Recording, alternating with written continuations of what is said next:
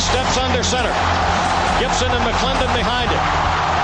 Davis with motion by Richard. Will give the ball to McClendon. He leaps. Oh, he doesn't get in. He fumbled the football. Carolina holds. The game is over. And Carolina has won the game. Finley to throw. Over the middle, intercepted. Wolford again. Wolford the other way at the 30, the 40. Wolford to midfield. Miles Wolford with the pick. The heels on the doorstep of an enormous victory. Left side of the line. Hood standing to Williams' right. Williams going to throw. One-on-one. Davis has it. Touchdown. Carolina wins. Carolina is the Coastal Division champion. Bernard fields it at the 26. Heading to the far side. Gio at the 35. Gio is at the 50. No, he's not. Yes, he is. Gio is going to take it for a touchdown. Are you kidding me? Connor Barth for the possible win. Snap, spot, kick away, high enough, long enough. It's good! It's good! Carolina has won the game on a 42-yard field goal by freshman Connor Barth. Good gosh, dirty! This is the Heel Tough Blog Podcast. Hey guys, and welcome in to another edition of the Heel Tough Blog Podcast. It's Anthony Pagnotta back with you guys as always, and today we continue the quarantine interview series as we welcome in former Tar Heel wide receiver Kory Bailey to the podcast. And first of all, Kory, we've still been going through all of the COVID-19 stuff, so how's your family handling all this, and is everybody staying healthy during this time? Hey, Anthony. Thanks for asking. Yeah, everybody's good. We're up here in Baltimore, Maryland. The kids are trying to make the adjustment to virtual school, so we're hanging in there. Well, that's good to hear. This is definitely one of those scary times, but we've been listening to everything that they've been telling us, and the good news is that it seems like through doing that, we are helping to flatten the curve. But we're here to talk to you tonight a little bit about your career at Carolina. We'll talk to you a little bit as well about your professional career and what you're doing now. But let's start with that first thing. And really, you grew up in the Durham area, and you talked about it on your website. You said that you kind of grew up in the Tobacco Road area of Durham. So, for you, what attracted you to Carolina more than to that other school that's 7 miles away from us that we don't like so much? That's a great question. Yeah, a Durhamite, Bull City kid, born and raised, Northern High School. I had the opportunity to visit a lot of schools, especially the ones there locally, NC State, Duke, UNC. But as you know, Chapel Hill is a magical place. Anytime you step on campus, there's just something that draws you to it. I was fortunate enough to have a former coach in Ken Browning and some former teammates, guys like John Sergal, Jason Peace, David Bomar, and his brother after that, JP, all joined me there at Carolina. So it was good to have some familiar faces there, and Chapel Hill is just a wonderful place to get sucked into. Yeah, could not agree with you more. Every time I go to Chapel Hill, I wish that I could just find a place to live there and stay up there. I think that's how we all kind of feel. But look, you got there and you wasted no time making a huge impact in your Tar Heel career, setting freshman records in 1998 for most receptions and receiving touchdowns by a freshman. What do you think was the thing that allowed you to be most successful in your first year on campus? Yeah, I think it was just being able to raise my level to the standard that the guys that were there. I was going against Dre Bly, Robert Williams, some of the best defensive players that Carolina's ever seen every day in practice. So when I had the opportunity to step on the field against some opponent talent, it felt like easy pickings compared to what I was going through every day in practice. Oh, yeah, no, definitely. I know how competitive Dre is, so I'm assuming that every day at practice was pretty much like a game for him. I'm assuming that also definitely a very good motivator because he's still one of those guys that to this day, I think probably talks a little bit of trash to his children even when he's out on the field. Great guy, but I mean, that's awesome that you brought that up. It also helped that you played with so many great guys in the wide receiving core as well. I mean, you talked about the talent in the secondary, but the wide receiving cores were loaded. Guys like Nah Brown, Sam Aiken, and even Bosley Allen, a guy that I just don't think gets as much respect, you and him both, as the other two do. But, what was it like being a part of a group that was just so talented where opponents couldn't really focus in on one guy and try to take them away because somebody else could hurt them?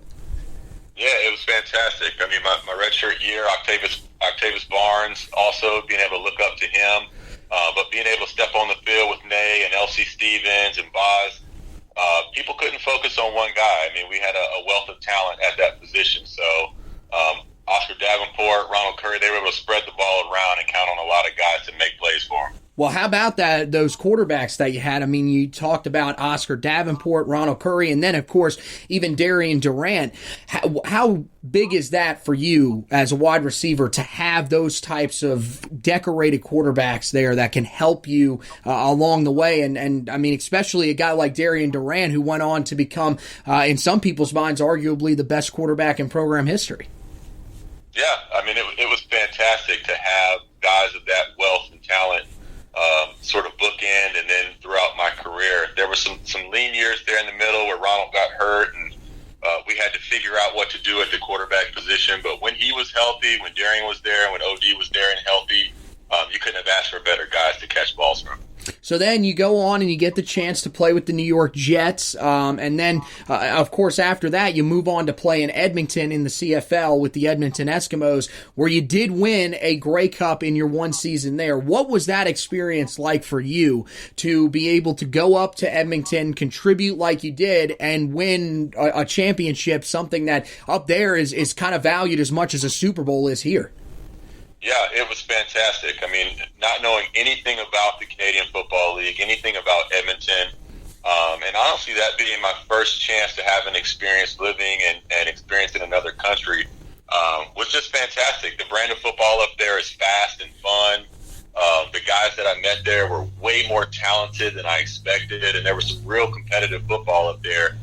Actually caught my first touchdown against Steve Fisher, another UNC guy, so some great memories from that year as well. Yeah, that's awesome, man. And then, of course, I know since you've moved on, you've really been doing a lot of nonprofit work, including one that really stuck out to me, which was helping to raise money at the time for Tar Heel linebacker Quincy Monk, who was battling cancer. Of course, he did pass away a few months after finding out that he did have cancer. But for you, why was that such an important thing to try to help start up and contribute? I know that they always talk about it being a Tar Heel family, but I think that's one of the ones right there, an example that shows that it's more than just on the field. It's throughout the rest of your life. Yeah, and that's exactly what I was going to say. It was important because Quincy's family, and Lisa and Aiden and the Monk family, they're just family to us, and we continue to embrace them. We continue to support his legacy as someone who played the game the right way, who lived his life the right way. So we'll always do what we can to keep his memory alive and make sure that we support him and his family.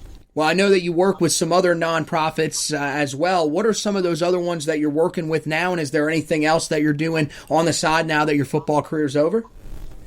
Yeah, there's an organization here in Baltimore called Thread.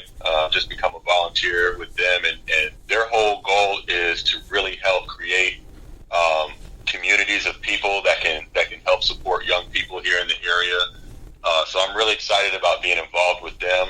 I did get an opportunity to work with Blackbaud, which is a technology company that supports nonprofits. So all across the country, I was helping them with their fundraising goals and outreach efforts.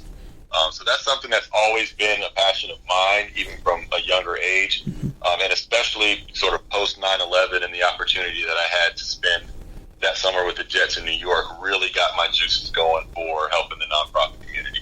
Yeah, hey, that's awesome, man. Hey, thanks for stopping by with us tonight. I know we're starting to get it back to a little bit of normalcy, but thanks for carving out some time with us and sitting down to talk about your career and everything else you got going on.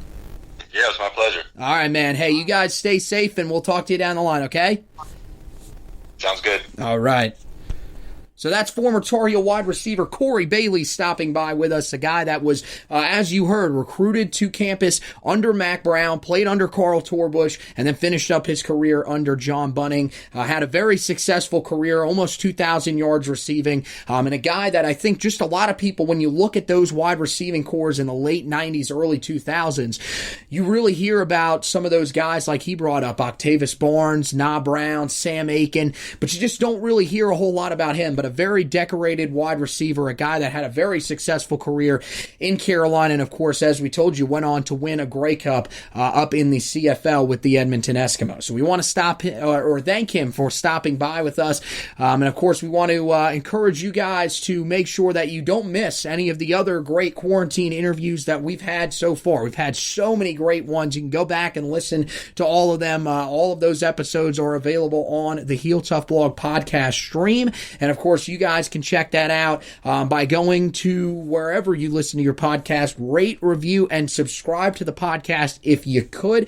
And again, we ask you to do that because the rating and reviewing, that will help us to move up some of the rankings so that other Tar Heel fans that haven't found the podcast yet can find the podcast, listen to all this great stuff that we have, all these great interviews, all these great recruiting podcasts that we do, as well as once we get towards the season, we'll start getting some more information on what is going to happen with the 2020 season and when they're going to play it, if they're going to play it in the fall, if they're going to play it in the spring. Of course, we'll have you covered with all of that. Make sure that you head to the Heel Tough Blog website as well. We encourage you to do that because we've got some great articles that are up there. Of course, right now, we're recording this ahead of time, so we're not going to officially have any articles. We're not going to read out any articles that we have up on the website, but there's plenty of stuff that we've been covering for you so far this offseason. Of course, had you covered with what is a phenomenal recruiting class for the Tar Heels and probably still is at the time of this interview coming out, as well as plenty of other stuff. As we mentioned, very similar to the podcast where we've been covering everything that's leading up to the season, any team news. Of course, we covered the NFL draft for you, so you guys can go and check all of that stuff out. And, of course, coming up, we have the off-season series that's going on right now. You can check out the best Tar Heel to ever wear each uniform number. That's a really cool thing that we've been doing, kind of breaking down in-depth the uniform numbers and giving you the guy that we thought was the best to put on that uniform. And then, of course, as we get towards the season, we'll go and do one of my other favorite features, actually probably my favorite feature that we do on the site each year, and that's position breakdowns, where we break down each position as in-depth as it gets. We talk about every single player that is on the roster, so keep your eye out for that as we get closer to the season. So once again, want to thank Kory Bailey for stopping by. I want to thank you guys for listening to this edition of the podcast. Make sure that you're staying safe during this time, and as always, go Tar Heels!